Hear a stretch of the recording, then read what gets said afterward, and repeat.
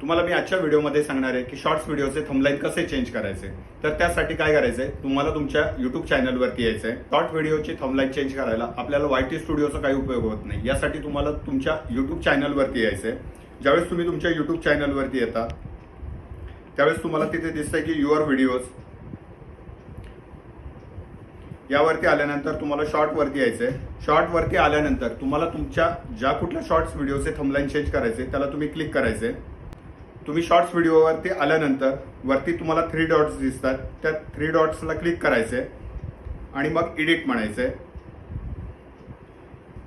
यामध्ये तुमचा तो शॉर्ट व्हिडिओ येतो आणि वरती पेन्सिल आयकॉन आहे, पेन्सिल आयकॉनला क्लिक करायचे। यानंतर येथे तुमचा व्हिडिओ शो होतोय। यानंतर तुम्हाला तुमच्या व्हिडिओचा जो बेस्ट पार्ट वाटतोय तो तुम्ही थंबलाईन म्हणून सेव्ह करू शकताय। तर अशा प्रकारे मी माझ्या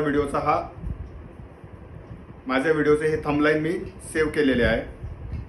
अशा प्रकारे मी माझ्या व्हिडिओचे थंबलाईन सिलेक्ट केलेले आहे।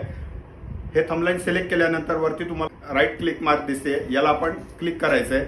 याला क्लिक केल्यानंतर तुम्ही याला सेव्ह म्हणायचंय। आता हे तुमचं थंबलाईन सेव्ह झालेलं आहे। अशा प्रकारे तुम्ही तुमच्या शॉर्ट्स व्हिडिओचे थंबलाईन सुद्धा चेंज करू शकताय।